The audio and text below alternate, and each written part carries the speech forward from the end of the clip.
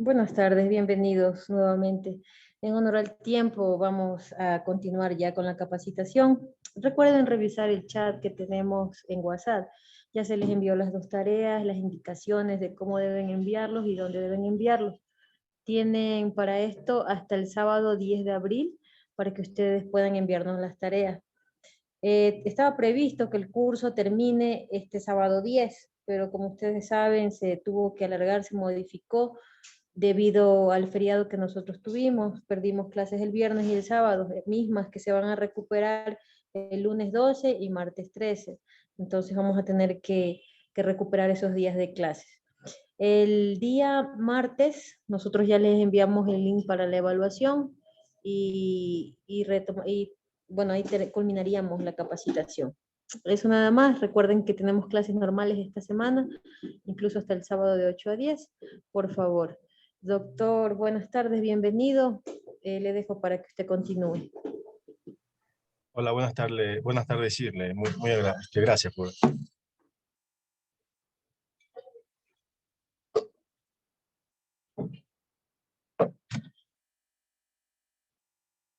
Buenas tardes a todos los participantes. Espero que hayan tenido una semana de reflexión a todos, ¿ah? Muy bien.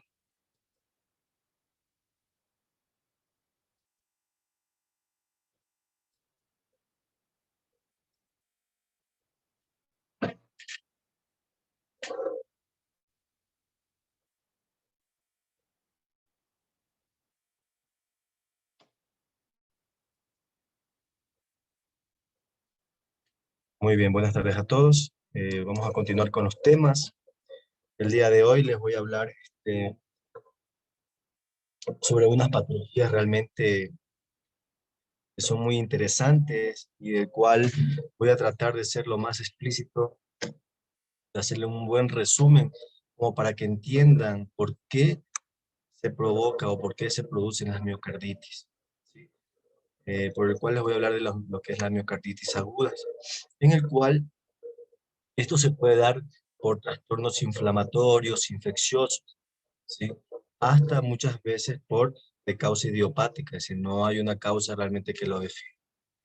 Entonces, de lo cual en la actualidad de lo que estamos viviendo con esto del coronavirus, este virus prácticamente nos puede estar provocando miocarditis a los pacientes que se llegan a hacer complicaciones. Entonces, es una de las patologías que este virus realmente nos puede hacer, y es lo que prácticamente nos está complicando a nuestros pacientes.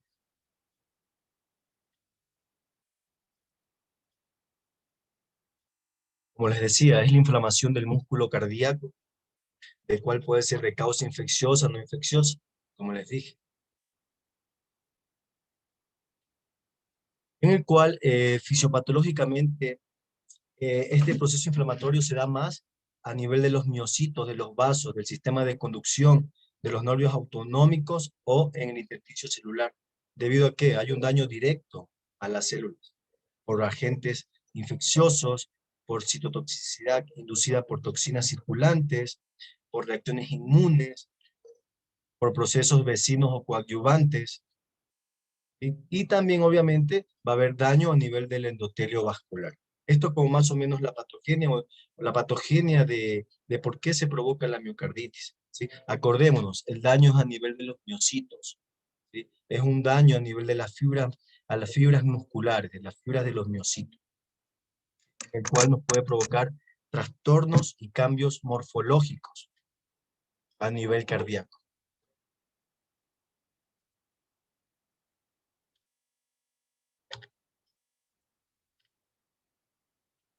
Dentro de la etiología, como les estuve mencionando, tenemos varios virus, uno de los cuales por ahí está el Epstein-Barr, el citomegalovirus, de los más conocidos, la hepatitis B, la C, bacterias, la difteria, la salmonela, tuberculosis, los meningococos, streptococcus, clamidias, rickettsias.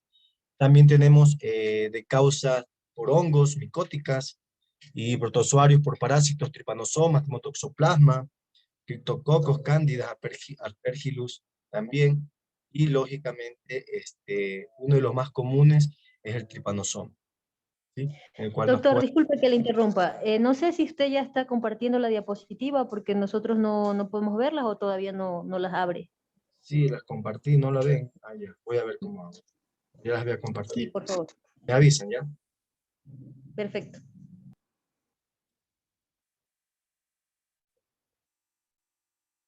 Me avisan ahí, por favor. No, doctor, tenemos problemas con eso. No sé si tal vez puede dejar de compartir y volver a compartir la pantalla para ver si ya funciona. Ya un ratito. Ahí voy a volver, ¿ya?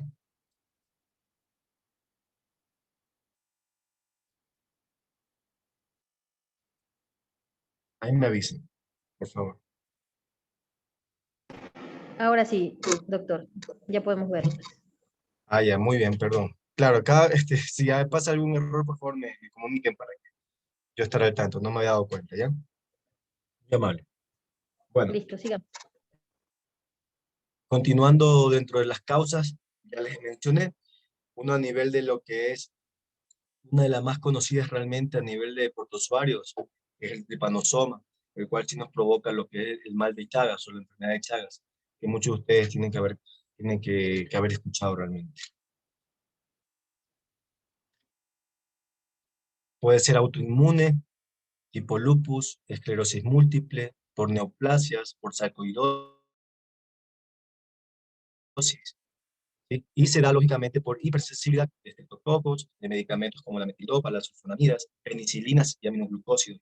Realmente tiene mucha teología, es importantísimo. Como les estaba diciendo en la actualidad, realmente este coronavirus nos está provocando complicaciones cardiovasculares porque nos provoca esto, miocarditis. Esto es lo que está ocasionando prácticamente, nos ocasiona daño a nivel estructural de los miocitos, ¿sí? Es una de las causas principales de daño cardiovascular.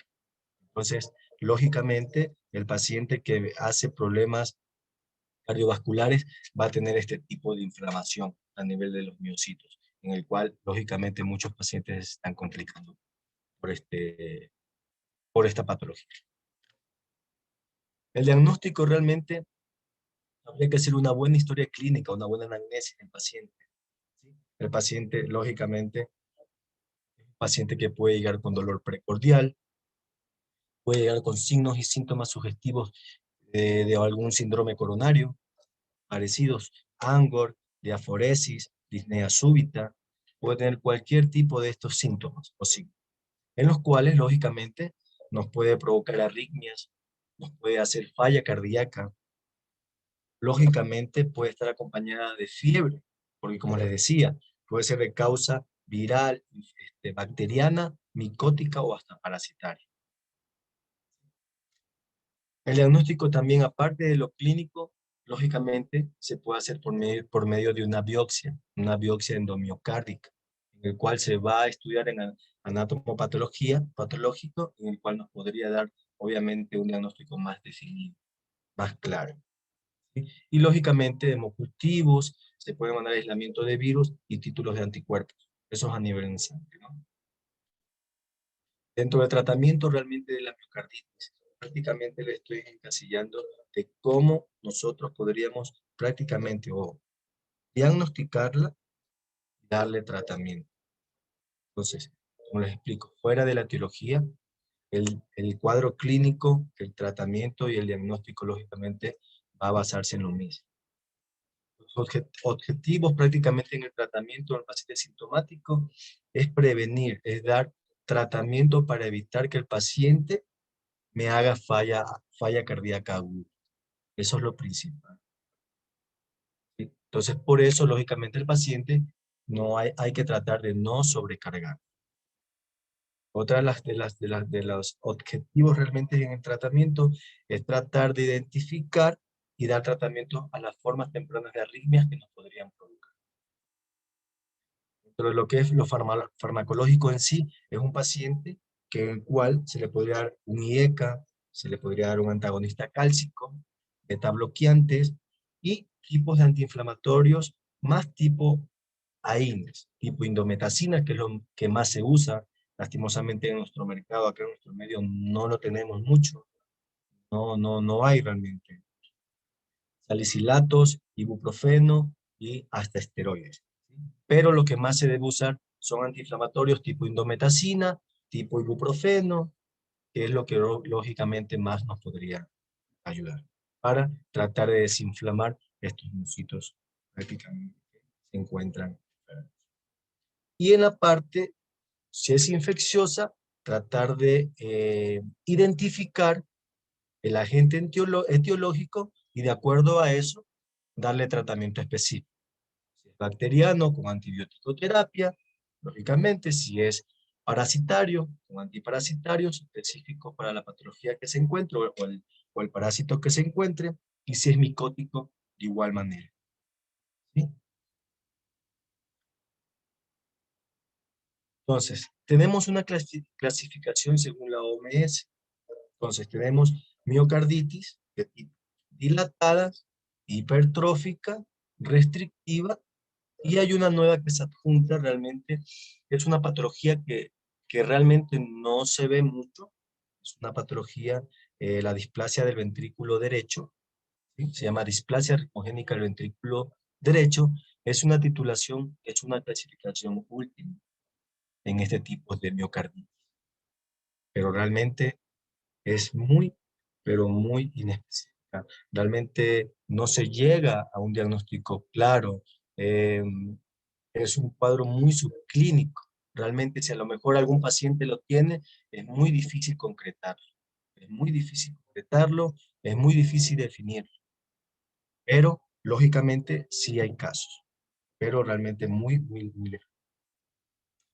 no son muy frecuentes. Dentro de la miocarditis, una de las principales son las miocardiopatías dilatadas. Es como concepto la miocardiopatía dilatada. Se caracteriza por una disfunción sistólica del VI con disminución, en el cual provoca disminución de la contractilidad, disminución de la contractilidad y grosor parietal del ventrículo izquierdo. Entonces, realmente este tipo de patologías son patologías en el cual el corazón puede ser que no esté en hipertrófico, pero las cavidades, por ejemplo en este caso del VI, se dilatan, disminuyen su grosor y por lo cual alteran su función sistólica, ¿sí? Y obviamente la contractilidad de este músculo a nivel del VI. Dentro de la etiología de las miocardiopatías dilatadas, tenemos de igual manera inflamatorias, tipo infecciosas, no infecciosas, tóxicas, el alcohol, antineoplásicos, o de catecolaminas, también metabólicas, déficit de electrolitos, endocrinopatías, hemocromatosis, déficit de tiamina y selenio. Realmente tiene una causa muy, pero muy larga, muy extensa, por decirlo de esa manera. Tenemos también defectos hereditarios o familiares, hipodistrofia, la distrofia de Duchenne, síndrome de Kearns-Sayre, displasia ventricular ritmogénica, que yo lo mencioné, la hemocromatosis, hay causas idiopáticas realmente que no es tan específica.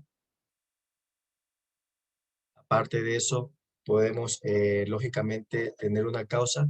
También hay una causa en las mujeres embarazadas, ¿sí? Dentro del prácticamente de labor de parto, por cambios hemodinámicos.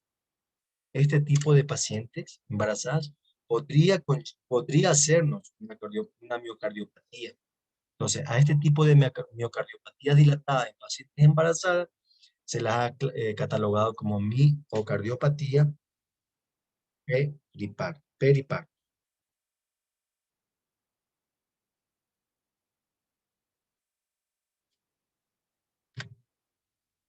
La fisiopatología de esto realmente, como lo venía explicando, por factores genéticos, factores inmunológicos, por infecciones, ya sean viral, ya sean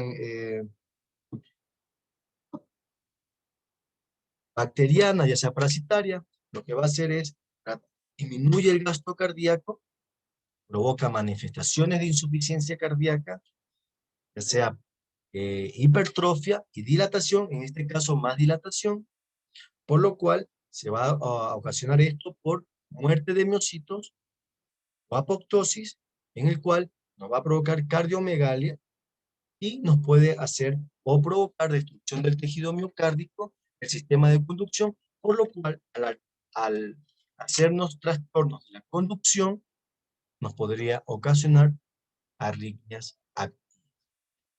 Tenemos en este gráfico, en el lado izquierdo, corazón normal, si vemos aquí, está graficado, bordes rojos del ventrículo izquierdo, y en el otro gráfico vemos un corazón ya con una miocardiopatía dilatada.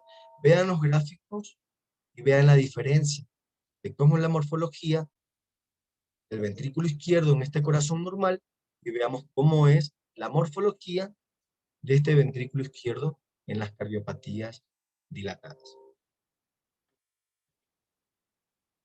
Dentro de lo que es la clínica, un paciente puede llegar, como les decía, signos sugestivos, signos y síntomas sugestivos, síndromes coronarios o de insuficiencia cardíaca, disnea, ortopnea, disnea paroxística nocturna, fatiga. Un paciente del examen físico podríamos encontrar hepatomegalia, edema con fobia, aumento de la presión venosa yugular. Podemos encontrar un ritmo de galope, un tercer ritmo, y soplo sistólico por insuficiencia. Todo eso podríamos encontrar en este tipo de pacientes.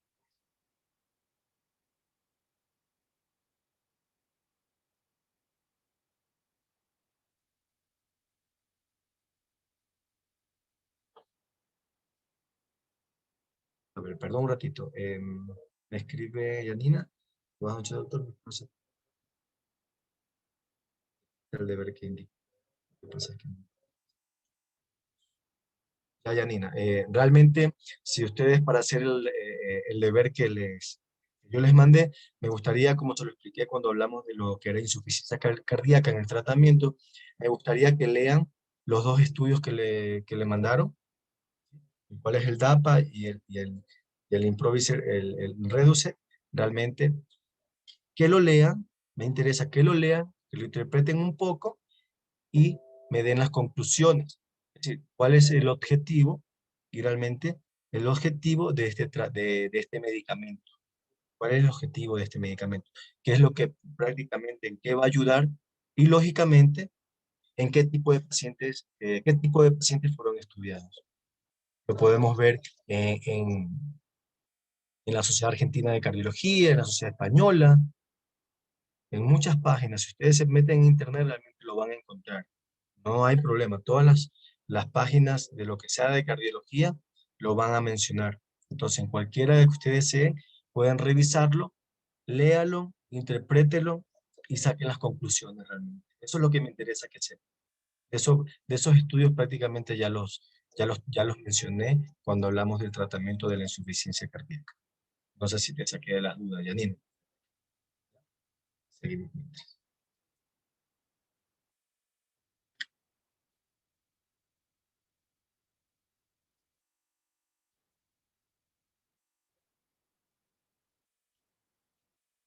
Sí, Janina, son estudios de los medicamentos. El del DAPA-HF es el de la dapaglifosina y el otro estudio es de la empaglifosina.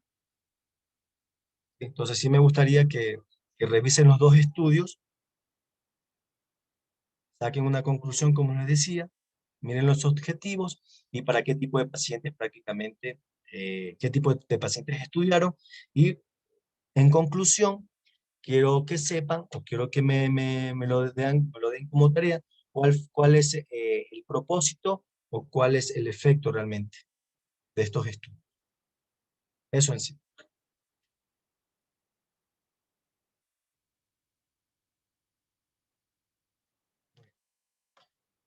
Entonces acordemos, la clínica, prácticamente este tipo de pacientes que tienen miocardiopatía dilatada, son prácticamente signos y síntomas sugestivos de pacientes que pueden llegar con síndromes coronarios agudos y obviamente con falla cardíaca. disnea, ortopnea, angor, fatiga, patomegalia, encima del examen físico, vamos a encontrar prácticamente signos y síntomas de insuficiencia cardíaca. El diagnóstico de este tipo de patología, un electrocardiograma, en el cual en el electrocardiograma podemos ver sin el paciente haber tenido, por lo general, un dolor de pecho, nos puede llegar lógicamente con este electrocardiograma, como podemos ver en la imagen de acá, esta imagen superior que está acá, le estoy mostrando con el mouse, un bloqueo completo de rama izquierda, ¿sí? Imágenes sugestivas de pacientes con sobrecarga cardíaca. Esto electrocardiográficamente. También nos puede hacer arritmias, una fibrilación auricular, podríamos encontrar eso. En la plaquita de tórax, lógicamente, vamos a ver una silueta cardíaca bien marcada, ¿sí? Bien aumentada de tamaño, en el cual sugiere una cardiomegalia. También podría ser un signo a nivel radiográfico, y lógicamente se puede ver también congestión y edemas, intersticio, a nivel de radiografía. ¿Qué más por acá? El ecocardiograma prácticamente es una prueba más diagnóstica que las otras. Lógicamente, acuérdense que cuando hablamos de miocardiopatías o de miocarditis, aparte del cuadro clínico del paciente, aparte del electrocardiograma, aparte de la radiografía, ¿sí? No concluimos realmente. Tenemos unas troponinas a lo mejor negativas, pero al ecocardiograma prácticamente ya vemos la dilatación del VI, vemos esa fracción de eyección prácticamente deprimida o reducida, podríamos visualizar trombos a nivel mural y lógicamente ver comprometida lo que es la contractilidad del ventrículo izquierdo. Posteriormente también se podrían realizar pruebas ergométricas para evaluar pronóstico al esfuerzo del paciente. Miren el ecocardiograma cómo se ve este ventrículo izquierdo. Esta imagen acá del eco. Ventrículo derecho, aurícula derecha un poco dilatada ya, aurícula izquierda también obviamente dilatada, y este ventrículo izquierdo totalmente dilatado, desplazando el septum interventricular hacia el ventrículo derecho.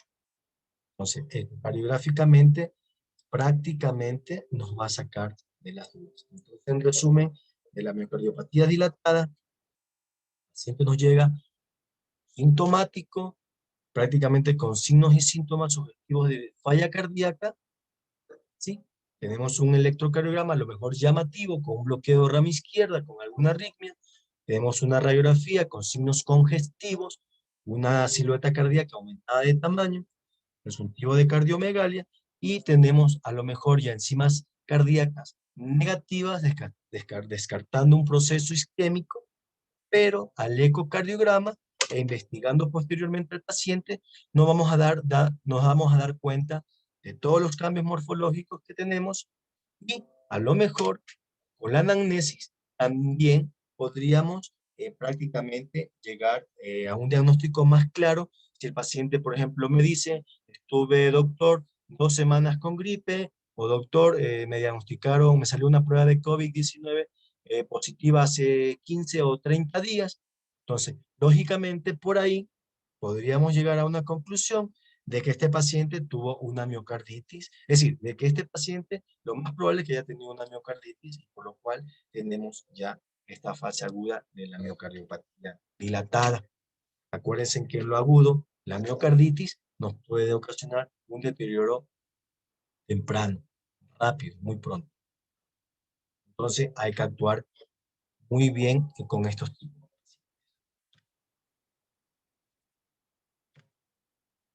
El tratamiento prácticamente es un tratamiento en el cual vamos a esquematizarlo como un paciente que me llegue con una insuficiencia cardíaca, prácticamente, porque los signos y síntomas prácticamente va a ser de eso, de una falla aguda del corazón, ¿ya? IECA, ARA2, beta bloqueantes, antagonistas cálcicos, diuréticos y vasodilatadores.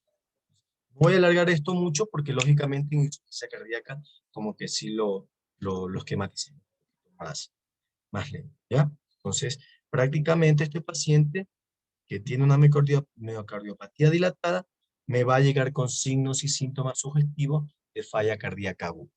Por lo cual, el tratamiento esquematizado prácticamente es lo mismo de lo que hemos venido conversando.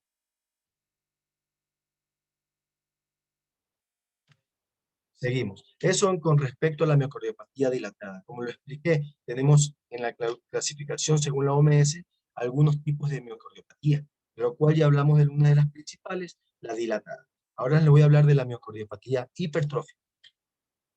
Como definición, es una enfermedad genética del miocardio caracterizada por la presencia de una hipertrofia aislada, aparentemente sin causa alguna o idiopática, del ventrículo izquierdo debido a una mutación de alguno de los genes que codifican las proteínas del aparato contráctil del miocito. A diferencia de la miocardiopatía dilatada, esta miocardiopatía de la que les estoy hablando es más, hablamos de hipertrofia, hablamos de una hipertrofia, crecimiento del músculo, no de la cavidad, ¿sí? Y justamente del ventrículo izquierdo.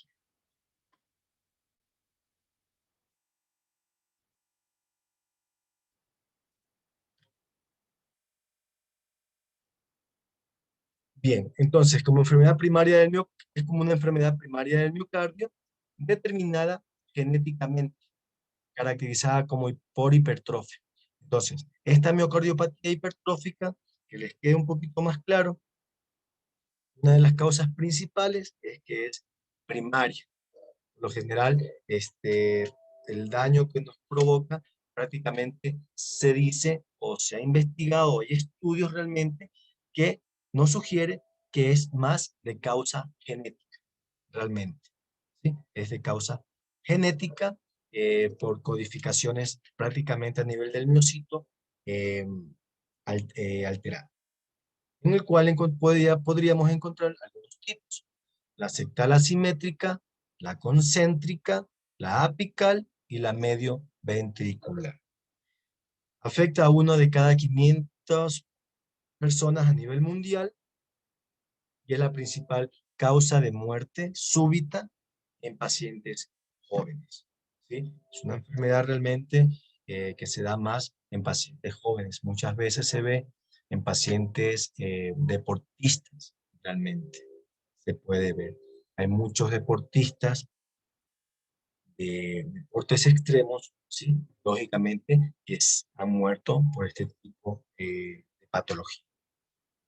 Por eso, como lo conversamos en una de las primeras clases, que realmente al deportista hay que hacerle una buena valoración cardiológica, ¿sí? Porque es una persona que tiene alto grado de competición. Entonces, lógicamente, está muy propensa a tener muchas complicaciones. Paciente que realmente, dentro de lo que es la fisiopatología, si ustedes se pueden ver en este gráfico, prácticamente vemos la estructura normal del músculo cardíaco. Miren cómo prácticamente se aglomeran o se adosan los músculos. Miren cómo están. Pero cuando ya tenemos el daño estructural, como la miocardiopatía hipertrófica, miren cómo se alinean y se mal alinean prácticamente los miocitos. Se pueden dar cuenta dentro de los gráficos. La estructura normal del músculo cardíaco y lógicamente la estructura de los miocitos en un músculo prácticamente con daño. Entonces, un engrosamiento muscular en el cual aparece en ausencia de una causa determinada, más de tipo. La alineación normal de las fibras musculares se pierde en esta patología. Y a este fenómeno se lo conoce como desalineación miocárdica. Eso era lo que les venía diciendo. Miren cómo está en este gráfico, totalmente desalineado.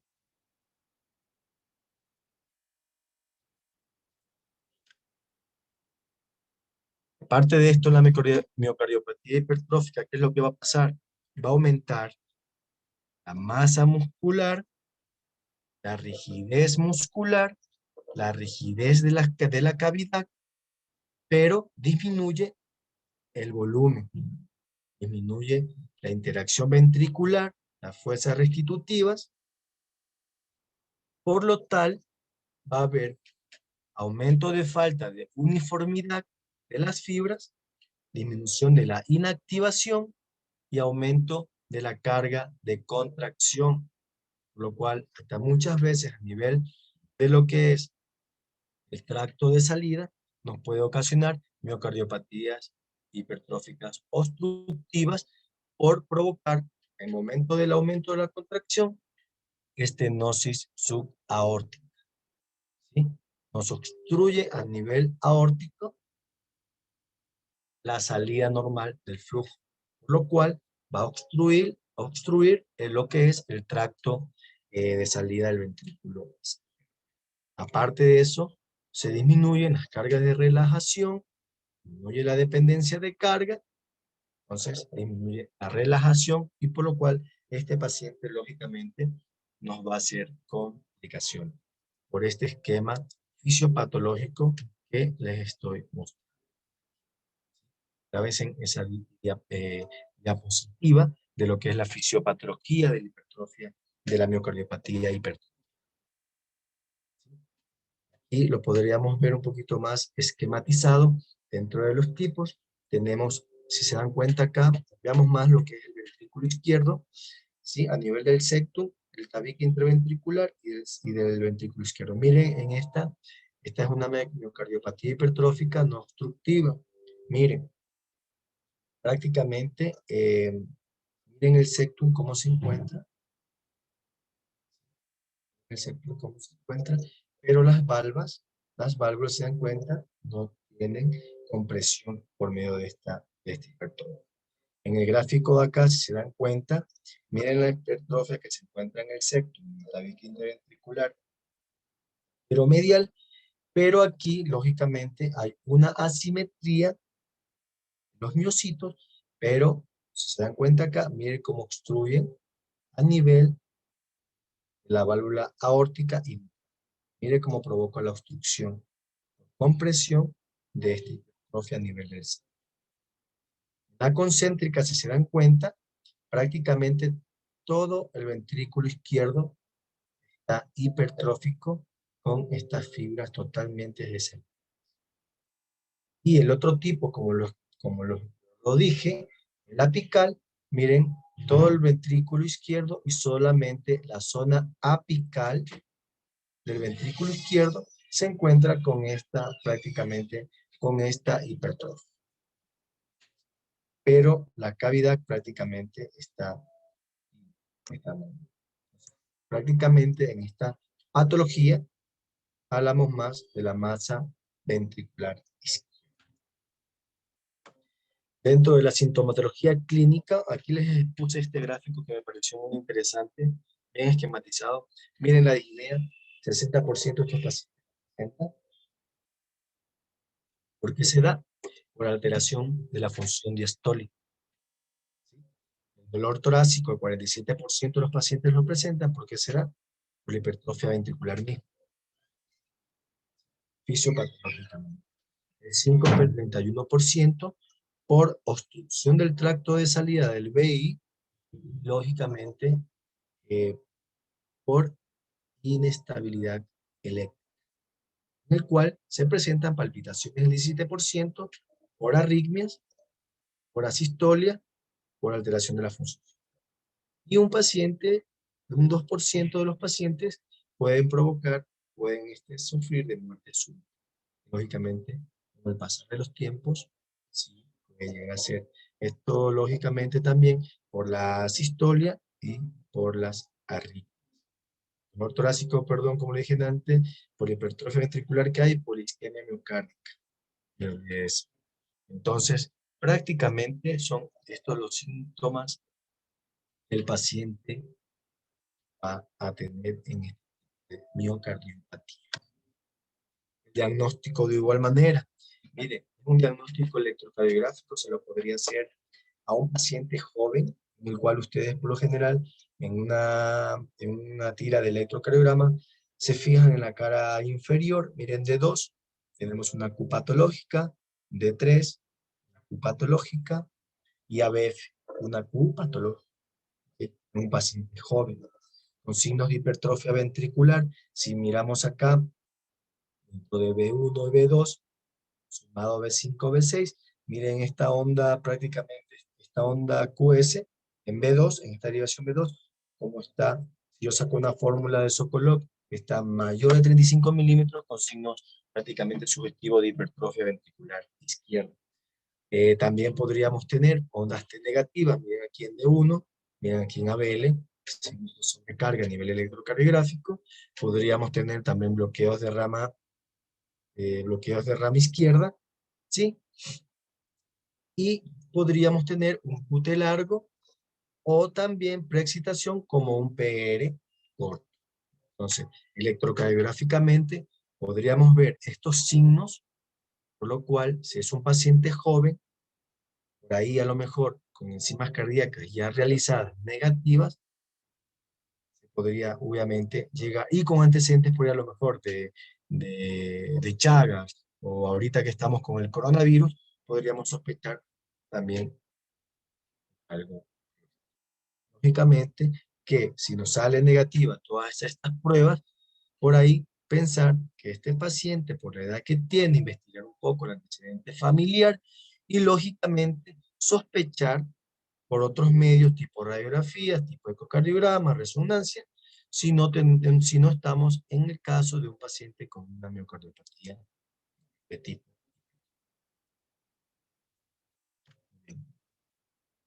En el ecocardiograma también, que es otro método de mayor complejidad diagnóstico, vamos a encontrar lógicamente aquí una hipertrofia del ventrículo izquierdo que prácticamente predomina en el sector interventricular.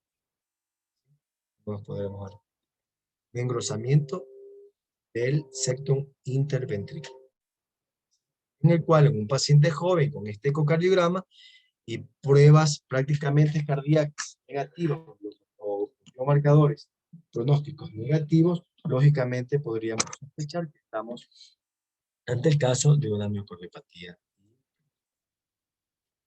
Posteriormente a eso, ante la duda, los pacientes que tenemos como criterio y como método diagnóstico más complejo, de alta complejidad, más que el ecocardiograma, podríamos mandar una resonancia magnética cardíaca, en el cual se puede ver una detección de la cicatriz miocárdica por necrosis, fibrosis miocárdica focal de origen no isquémico. En la resonancia magnética prácticamente nos vamos a dar cuenta que no es de causa isquémica, ¿sí? Entonces también es un punto para sospechar que estamos ante el caso de una miocarditis. Vemos aquí en estas imágenes, en el gráfico A, un patrón unifocal del sector inferior, un engrosamiento. En el B, un patrón bifocal de ambos ventrículos de signos de hipertrofia.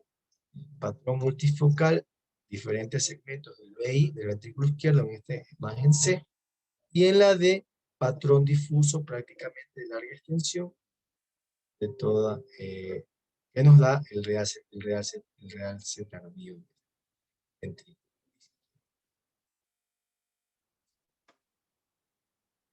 Dentro de lo que es el tratamiento médico,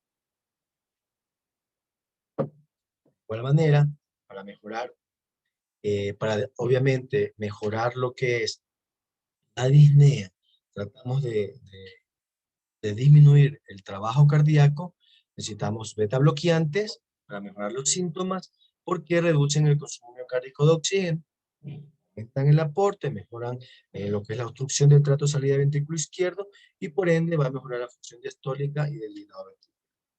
El apamilo, que es un antagonista cálcico, va a mejorar la angina, por el cual también mejora la obstrucción del trato de salida ventrículo izquierdo, la función diastólica y lógicamente mejora la perfusión miocárdica, por ende disminuye la angina de este tipo de pacientes. La disopiramida es un nootrópico negativo, realmente.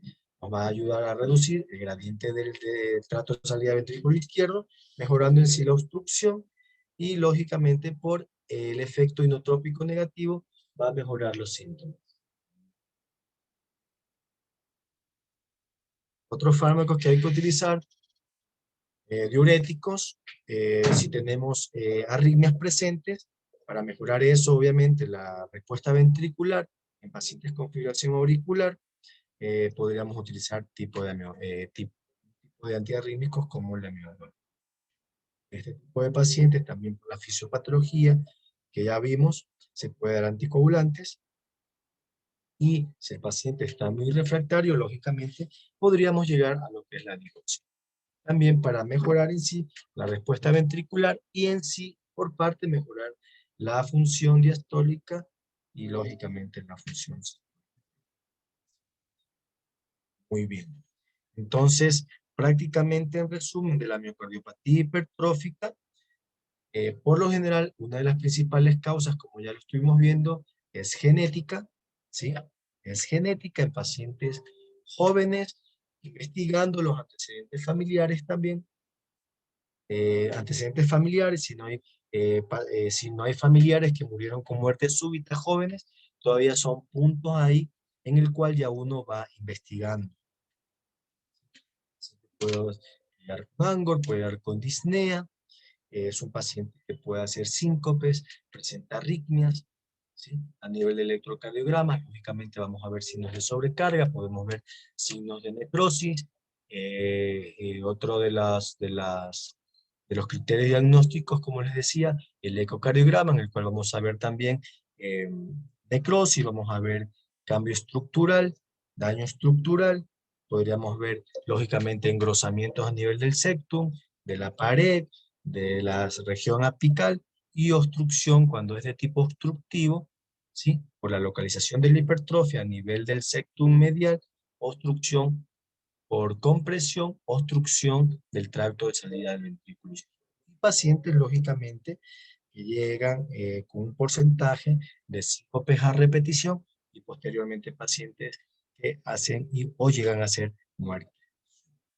Otra de las miocardiopatías importantes que necesitamos revisar es la miocardiopatía restrictiva, en el cual, como definición, es una enfermedad del miocardio, del endocardio, que produce disfunción diastólica, secundaria aumento de la rigidez ventricular, con volúmenes diastólicos que pueden estar normales o disminuidos en uno o en ambos ventrículos. En este tipo de patología, la función sistólica, lo que no sucede en las otras, suele estar conservada. ¿Sí?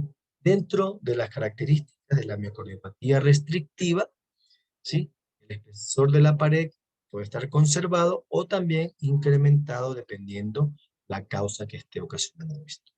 Va a haber pérdida de la distintibilidad parietal, secundarias a infiltraciones o a fibrosis. Veamos este corazón acá, en la miocardiopatía restrictiva, tenemos un ventrículo normal, tanto del BD como del BI. Acá tenemos una simetría ya del BD. Miren acá, la imagen A. En la imagen, en el gráfico B, ya la vemos más simétrico, ¿sí? Y asimétrico, ¿se dan cuenta? Vemos en este gráfico C, a nivel del ventrículo izquierdo, vemos la miocardiopatía restrictiva.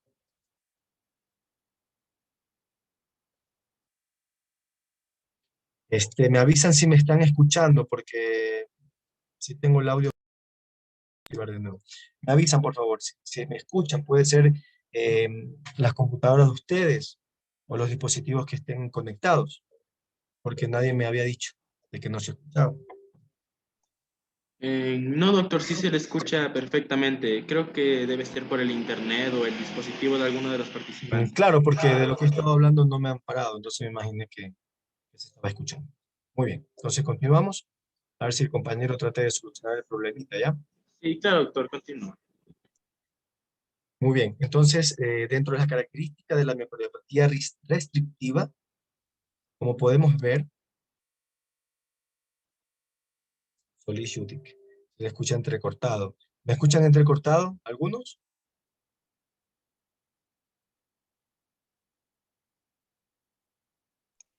No, doctor, se le escucha perfectamente. Creo que sí debe ser por el internet del participante mismo.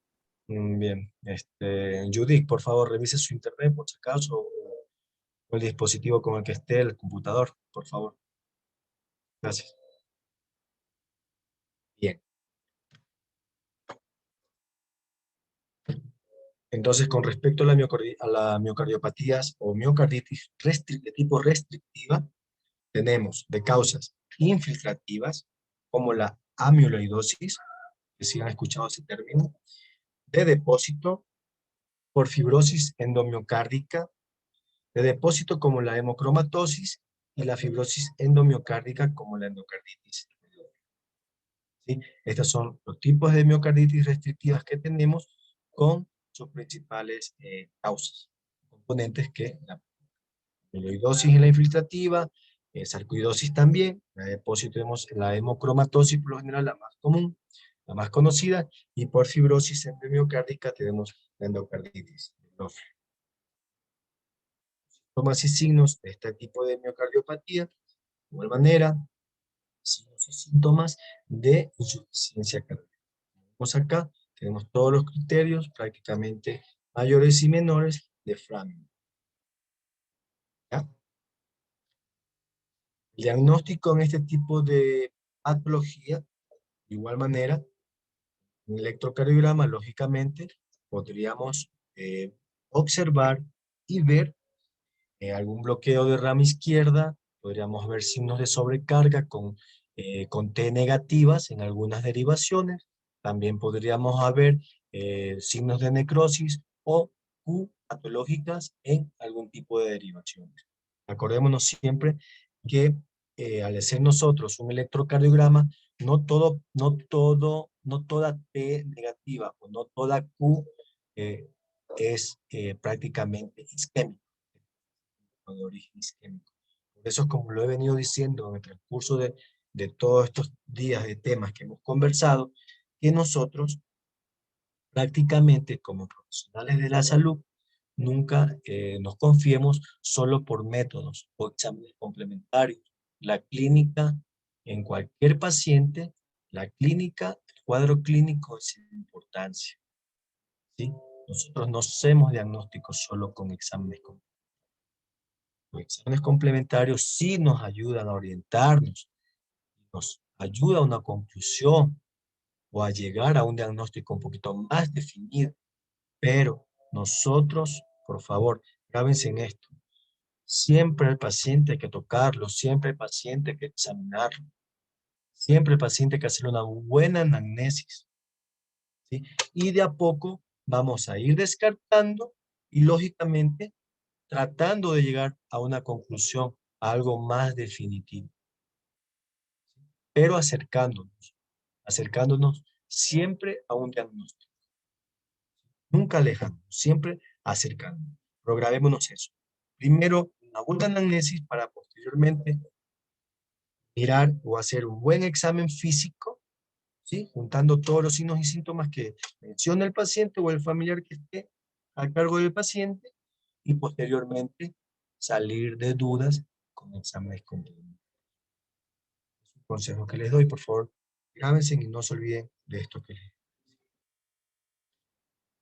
Acá, aparte de eso, una plaquita de tórax, lógicamente también este tipo de miocardiopatía, al ver una silueta cardíaca aumentada de tamaño, también lógicamente nos puede hacer llegar a pensar en cosas.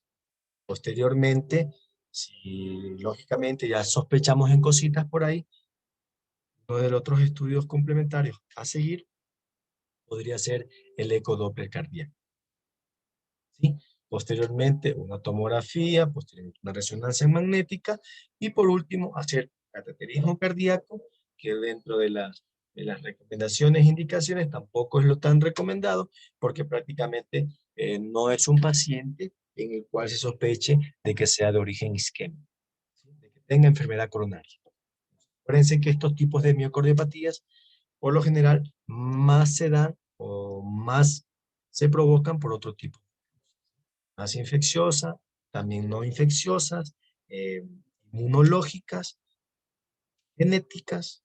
Entonces, tratemos de investigar. Dentro del tratamiento, lógicamente, primero ver la causa primaria que lo está ocasionando, lógicamente haciendo una buena anamnesis con una historia familiar completa.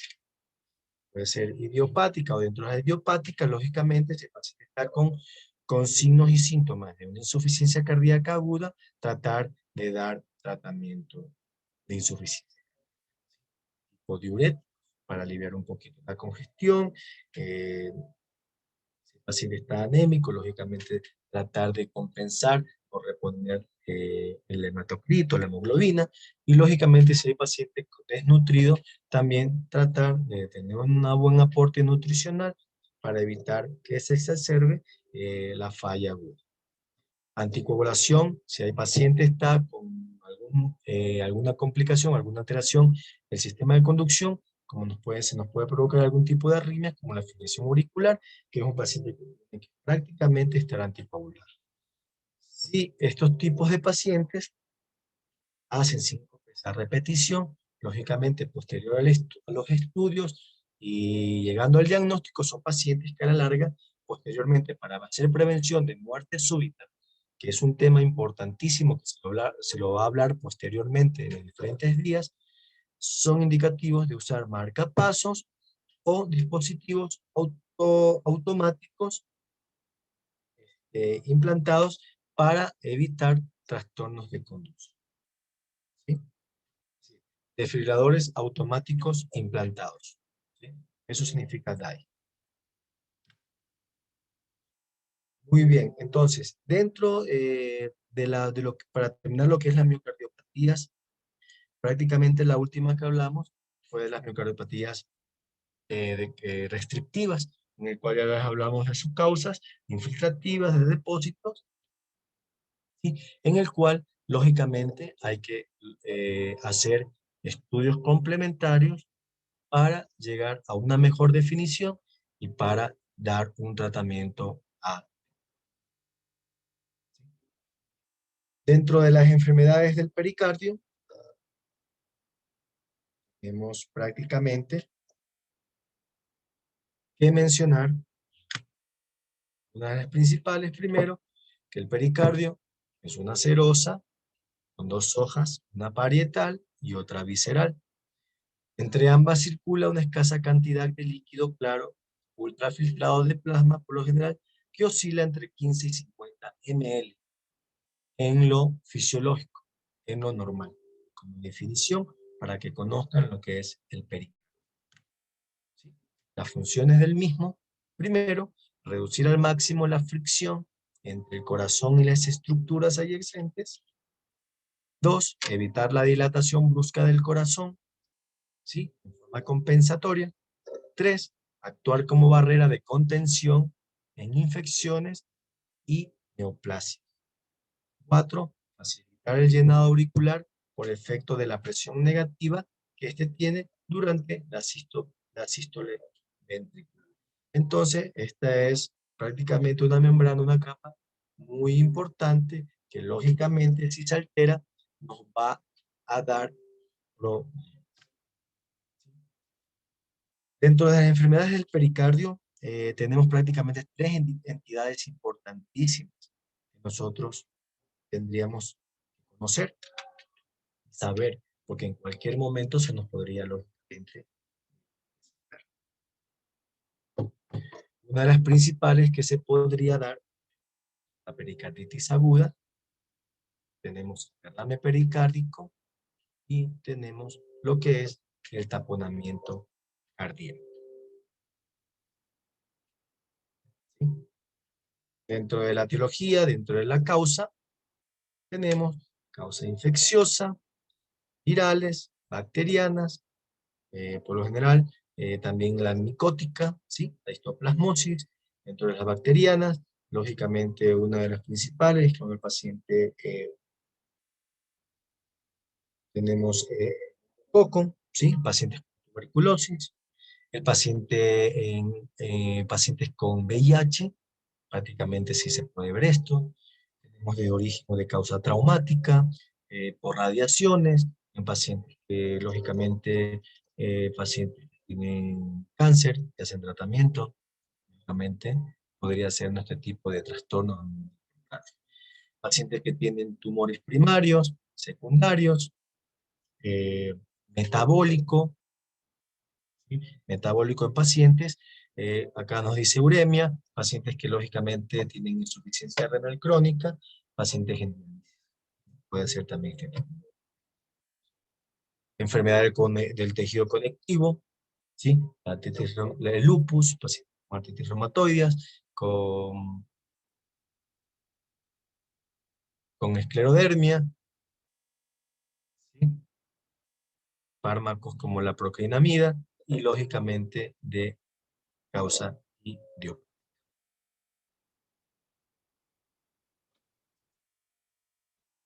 La pericarditis aguda. Muy bien. Es un síndrome causado por la inflamación del pericardio.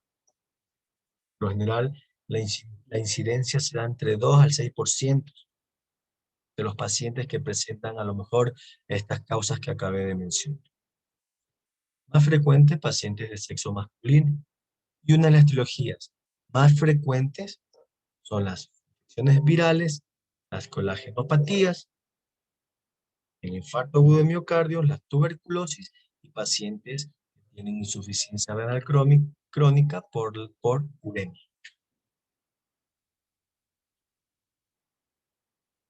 Dentro de los signos y síntomas de la pericarditis aguda, tenemos una tríada principal, de lo cual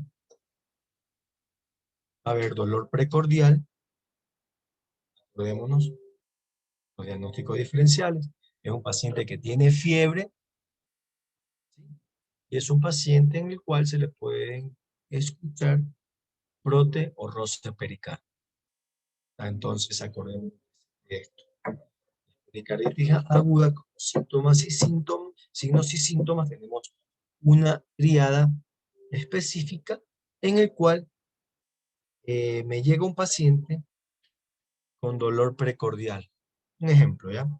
Llega un paciente de 50 años con dolor precordial que tiene 48 horas de evolución, ¿sí? Llega a la emergencia por el dolor precordial, lo derivan a la emergencia. Les llega a ustedes le hacen un electrocardiograma, lógicamente porque tienen que hacerle. Paz, pongámosles que vean en la cara inferior un supradesnivel. Ven en la cara inferior y ven en dedos de 3 ABF y ven en precordiales entre B1 a B3 un supradesnivel. 50 años, 2 días de dolor precordial. Mandan a hacer enzimas cardíacas y las enzimas cardíacas están negativas. ¿Sí? Le hacen otro seriado de enzimas cardíacas después de ser negativo. Entonces por ahí no hicieron una buena anamnesis, o a lo mejor no le tomaron bien los signos vitales. Paz, da a conocer un familiar que el paciente hace 2 días hizo fiebre, 38, 39 grados. Entonces también por ahí, al examen físico, a la ocultación, se le escapó. No fue, lógicamente por ahí es algo fino, ocultar roce o frote pericárdico tampoco es que se lo escuche 100% o siempre. Entonces por ahí, si el familiar ya nos recalca y nos dice, le dio fiebre hace 2 días, ¿en qué podrían sospechar prácticamente de lo que le estoy diciendo? Es un paciente que al ya tener fiebre, imágenes de ese supradesnivel, de las caras que le dije o las derivaciones que le expliqué, con 2 seriados enzimáticos, enzimas cardíacas negativas prácticamente, y es un paciente que hay que investigar lo más probable una pericarditis. El dolor precordial, ¿cómo es el dolor precordial de este tipo de pacientes? Refiere y dice que es de intensidad variable. persistente sin irradiación. Aumenta con la inspiración, con la tos y con los movimientos del tórax. Alivia al sentarse y al inclinarse hacia adelante. Síntomas asociados o signos neurovegetativos. Tenemos también diaforesis, puede haber disnea y respiración lógicamente superficial. La fiebre de distinto patrón según la enfermedad o según la infección que el paciente. El diagnóstico. El diagnóstico de este tipo de patología es un diagnóstico un poquito más práctico, ¿sí?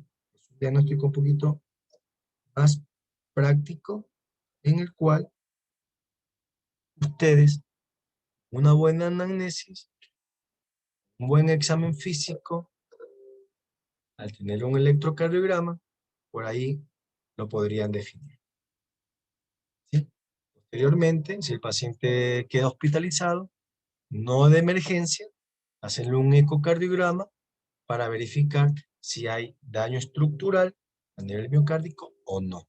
Por lo cual, como es la capa que recubre a nivel del corazón, lógicamente por ahí, a lo mejor como complicación, podrían ver a lo mejor un pequeño derrame pericárdico, pero no hay un signo así llamativo por medio de ecocardiograma para llegar a un diagnóstico de este tipo de patología.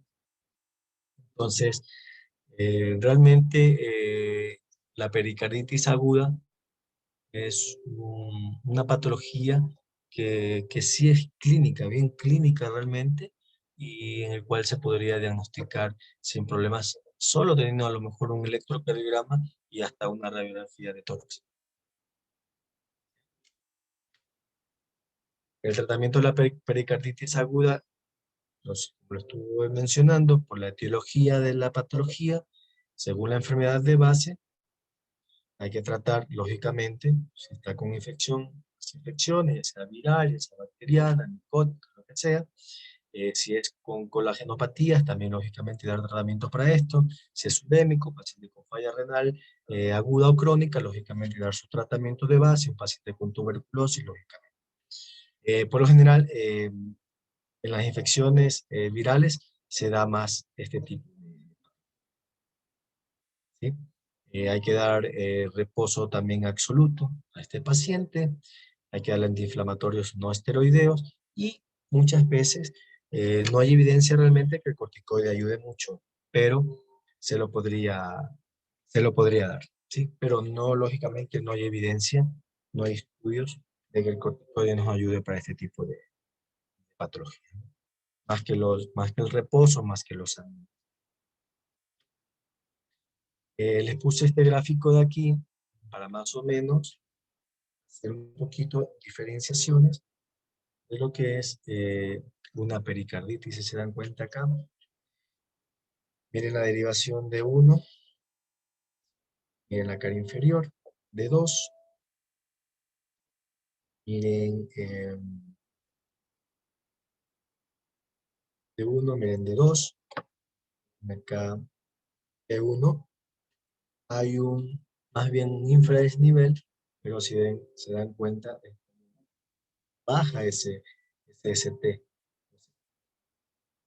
Miren acá las derivaciones de B4 algo, B3, perdón, B4, B5 un poco, y B6. ¿Sí? Miren D2, y B5. Supra, con una concavidad, en cual, si lógicamente hace la diferencia de una imagen de un supra CT, una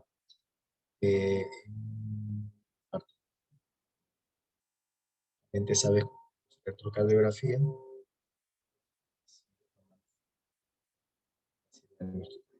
como de patología. Cuenta, grábense las imágenes de un supra CT en causa isquémica, a nivel el paciente.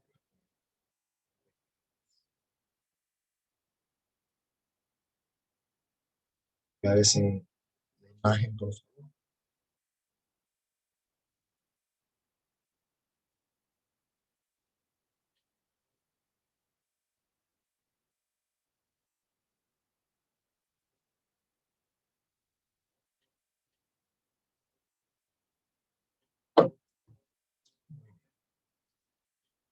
Hay el otro electrocardiograma, una derivación de 2, de 3, APF. Y acá, lógicamente, en B2, B3, un típico por ahí, y B5 y B6. Algo así.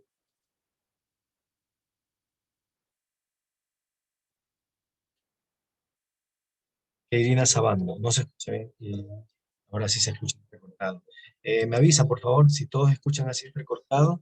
Sí, doctor, se le escucha un poco entrecortado. Ya, desde la imagen anterior o mucho antes.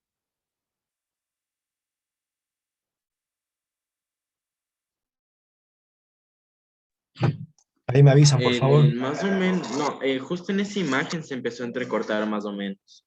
O desde la anterior me están comentando en el chat. Ya, ahí me avisan, por favor, si me escuchan bien. Sí, ahí sí se le escucha bien.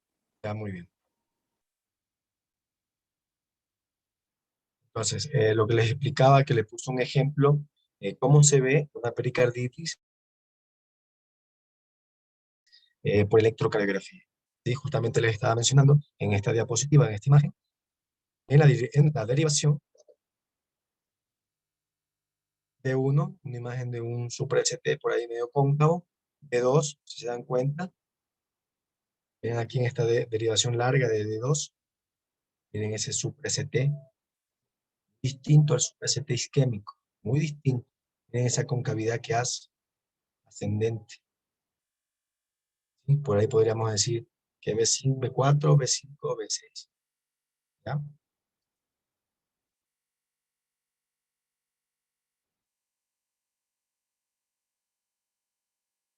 Grábense en esta imagen porque lógicamente esto nos puede confundir. Como les venía diciendo, es importantísimo que eh, prácticamente pregunte si el paciente ha estado febril o no, ¿sí? Prácticamente con el examen físico podrían llegar a un diagnóstico. No sé si les comenté, pero como anécdota, sí tuve casos de pericarditis en las guardias, cuando estudiaba, pero lógicamente en las guardias, lógicamente si no tienes por ahí a lo mejor métodos un poco más específicos al hacerlo, o por ahí no tienes mucha experiencia en ver este tipo de patologías de pericarditis, lógicamente sí se va a hacer un poco difícil. Entonces, acuérdense, fiebre, dolor precordial, fiebre y muchas veces se puede escuchar un roce o flote pericárdico. Muchas veces sí podríamos. Si a ustedes en un caso inesperado en su guardia o en el lugar de su laburo, les llega un paciente de esta manera, pero sí hay, que ustedes estén sospechando más de, lógicamente, de, un, de, un, de una elevación del ST más isquémico, o más de lo que hablamos del tiempo oro y todo eso a nivel del infarto agudo de miocardio, lógicamente, si les queda la duda, y para salvar a ese paciente, si tienen cómo trombolizar, 1000 veces trombolizarlo y por ahí que haya un sangradito pequeño, a que ese miocardio se nos dañe por...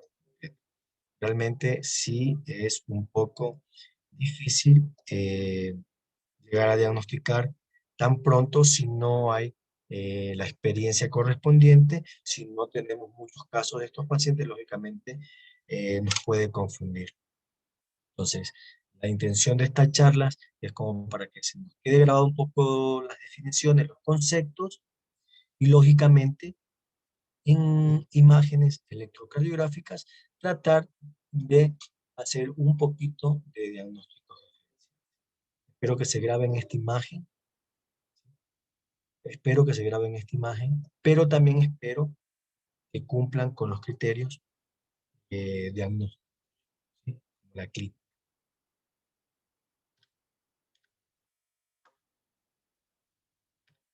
Aquí tenemos otro gráfico, ¿sí? Miremos la derivación de 1, de 2 también.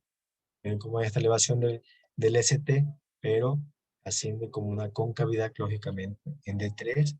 Aquí también podríamos ver ABF.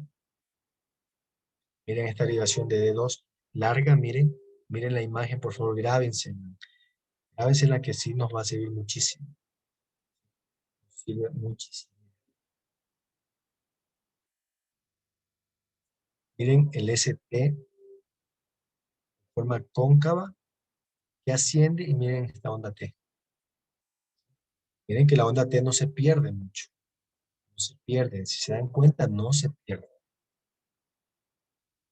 ¿Sí? En la elevación del ST o en el supra ST, acuérdense que el punto J sí se subía con la onda T. Lógicamente que la onda T posteriormente puede descender, pero cuando está evolutivo, cuando viene evolucionando el infarto. Hablamos de días de evolución, más de 3, más de 5 días. En cambio, en este tipo de pacientes con pericarditis diagnóstica, lógicamente, esto hasta no tratar la infección, lógicamente, esta imagen la podríamos ver.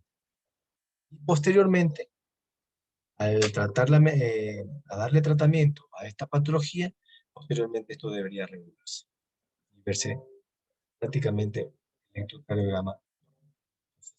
Por favor, grábese la imagen de esta pericarditis por electrocardiografía para tratar de hacer diagnósticos diferenciales.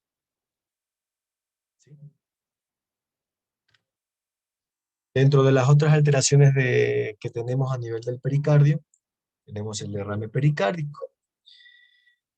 ¿Qué es el derrame pericárdico? Es una acumulación anormal de líquido. Ya hablé de la cantidad de líquido a nivel de las capas del pericardio que tiene que haber, de 15 a 50 ml lo normal, ¿sí? Entonces, en el cual cuando hay acumulación anormal, más de esa cantidad que le estoy diciendo, lógicamente ya hablamos de un derrame pericárdico que según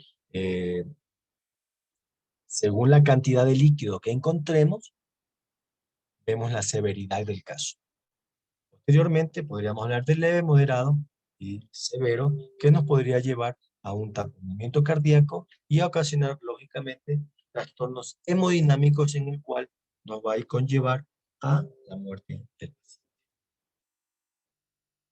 Debido al limitado espacio en esta cavidad intratorácica, esta acumulación lógicamente va a elevar la presión intrapleural y de ese modo ejerce un efecto negativo sobre la función del corazón, llamado taponamiento cardíaco, de lo que le mencioné, como complicación del derrame pericárdico, según la cantidad de líquido atrapado que se encuentre en este espacio. ¿Sí? Como clínica general, es asintomático a menos que produzca una situación de taponamiento cardíaco. O lo único puede ser que lo encontremos como un hallazgo ecocardiográfico o radiográfico en caso, si el paciente a lo mejor ya tiene un diagnóstico de pericarditis, si nos puede hacer una complicación como un derrame pericárdico. Entonces, más bien sería no tanto sintomático, sino como un diagnóstico más secundario a otra cosa. Podría ser como un hallazgo realmente el derrame pericárdico.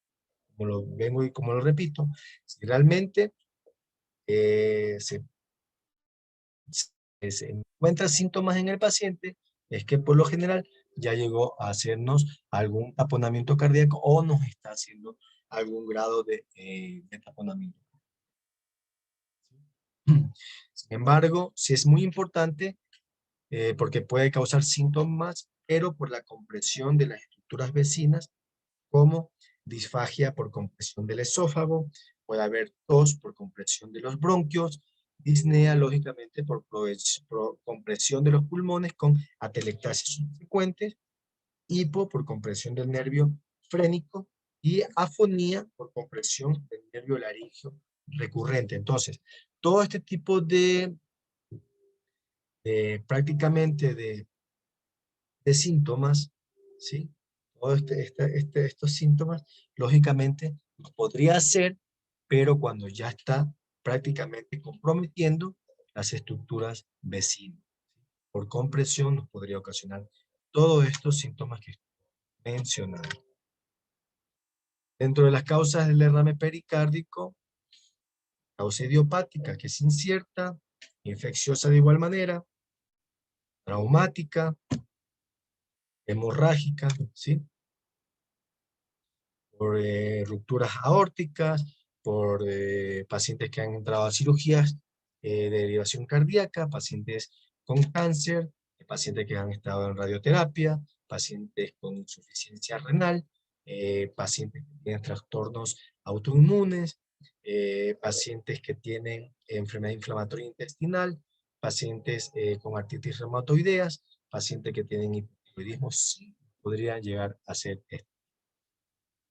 Patología que en muchos casos, como les estoy explicando, dependiendo de la cantidad, lógicamente pasa desapercibida. Más como un hallazgo. Dentro de signos y síntomas que ya los mencioné, lógicamente les estuve mencionando la disnea, ¿por qué? Pues se podría dar, puede haber dolor de pecho, lógicamente el paciente va a estar taquicárdico, va a haber signos de distinción a nivel de la yugular, ¿sí?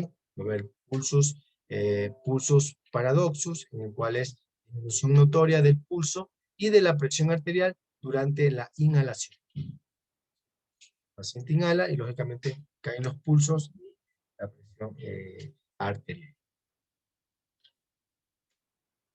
Tipos de derrame pericárdico, según la acumulación de líquido, la efusión pericárdica puede ser por transudado en pacientes con insuficiencia cardíaca congestiva, con mixedema o síndrome nefrótico. Exudados en pacientes con tuberculosis o empiema. Y hemorrágico, como lo mencioné, por traumatismo, ruptura de aneurismas o una efusión maligna, por cáncer. Esto podría ser prácticamente los tipos de derrame pericárdico: transudados, exudados y hemorrágicos.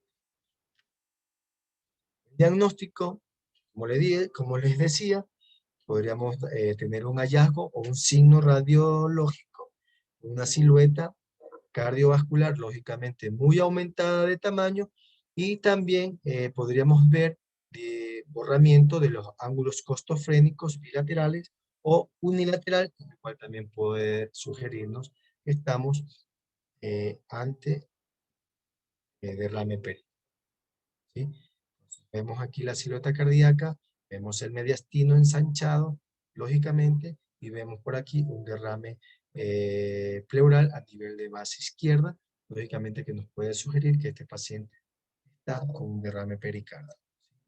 A nivel electrocardiográfico no es un signo muy llamativo, pero nos podría llamar la atención con el electrocardiograma en un estándar normal, realizándolo muy bien, verificaríamos derivaciones con microvoltajes o con voltajes bajos a nivel de todas las derivaciones, haciéndolo en un estándar normal.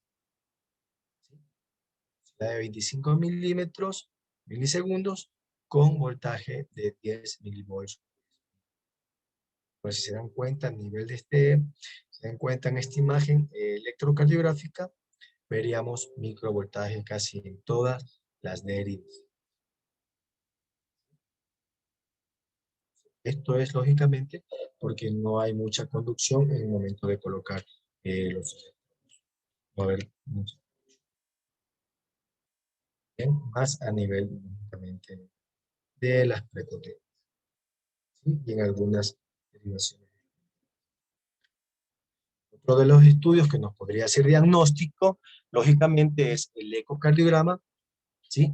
Podríamos ver esta toma aquí en este eje largo. Veamos aquí, miren este espacio. Miren cómo se ve aquí el derrame pericárdico. Acá también indica amarilla. Acá arriba. El cardiograma normal no se va a ver.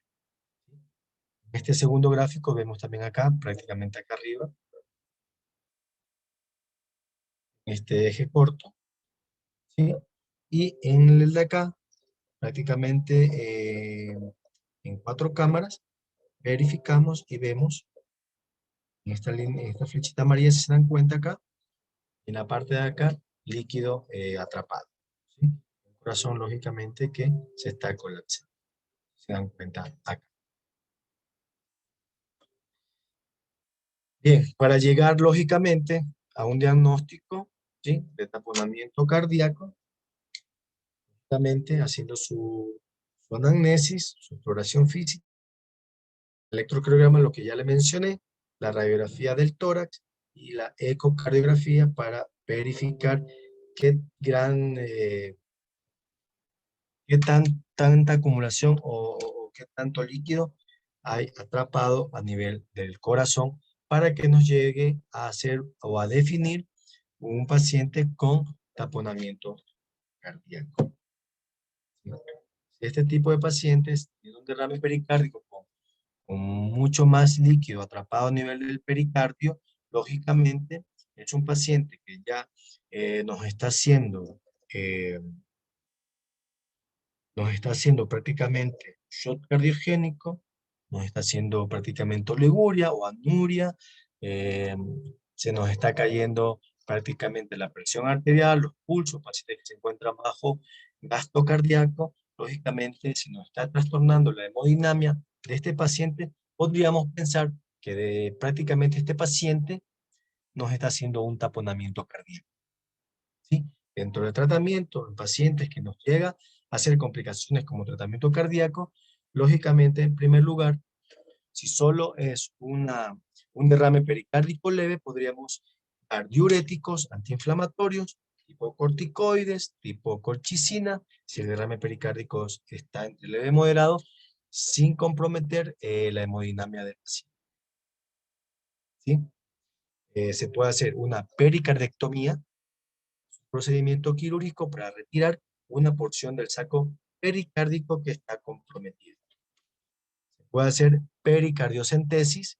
El procedimiento se usa para tomar muestra de líquido del saco pericárdico al tejido que lo rodea, en el cual se estudia, se manda a hacer cultivo, lógicamente, pero también nos puede servir como tratamiento si tenemos, lógicamente, una jeringa mucho más grande, una aguja mucho más grande, tratar de sacar la mayor cantidad de líquido que podamos tener atrapado en ese pericardio, ¿sí? Entonces es tratar de hacer pericardiocentesis, evacuando hasta que veamos una mejoría clínica y hemodinámica del paciente, con lo que es la pericardiocentesis. Si no resulta con esto, lógicamente el paciente tiene que ir a una evacuación quirúrgica, ¿sí? Esta evacuación quirúrgica se va a dar si es que el paciente a lo mejor ha tenido una rotura cardíaca, si tiene una pericarditis purulenta, si ha sido con un traumatismo, si es recidivante este taponamiento o si fracasa la pericardiocentesis.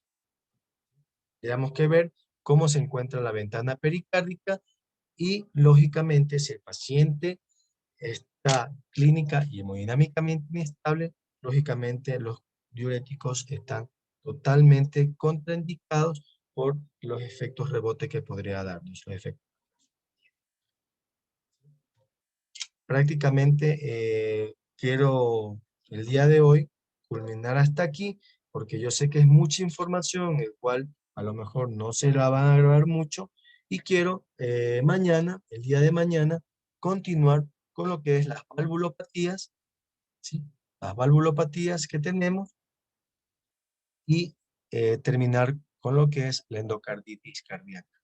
El día de mañana continúa la doctora Pillajo en la primera hora, les va a hablar un poco de genética y enfermedades de la aorta.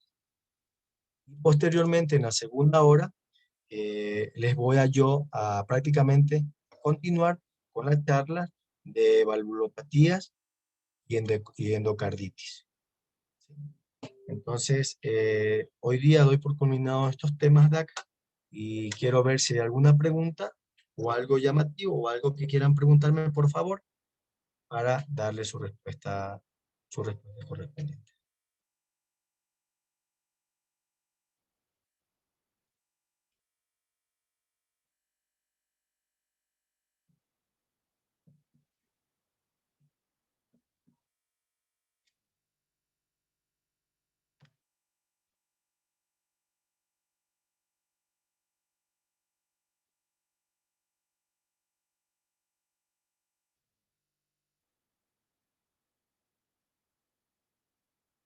¿Alguna pregunta, por favor?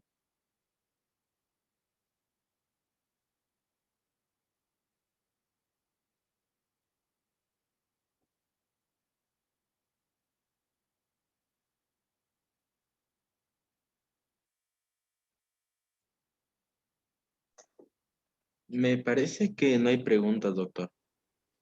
Muy bien, justamente les estoy comentando que traté de no pasarles o ponerles hoy día valvulopatías y endocarditis porque es bastante.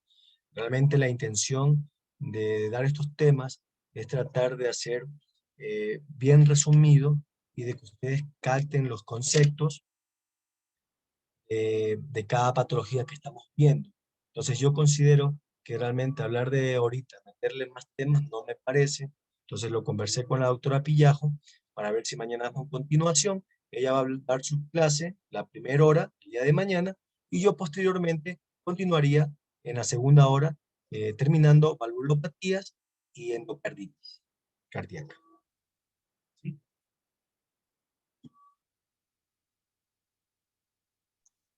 Listo, doctor. Entonces, así quedaríamos para el día de mañana.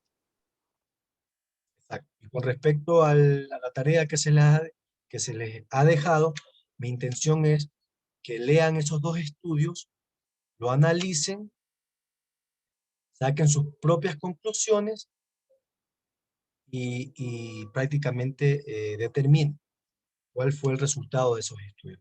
Es lo único que nosotros necesitamos saber, realmente, para ustedes, para que tengan conocimiento. ¿Sí? Entonces, eso sería todo por hoy día. Les agradezco su presencia realmente y espero que pongan un poco de su parte, de leer un poco todos estos temas y sacar sus propias conclusiones. Listo, doctor. Entonces, eso sería todo. Nos veríamos el día de mañana. La grabación ya les pasaremos por el grupo de WhatsApp. Y nada más, que tengan linda noche. Muy bien, les agradezco su presencia. Mañana nos estaríamos viendo entonces. Tengan Hasta buenas mañana, noches. doctor.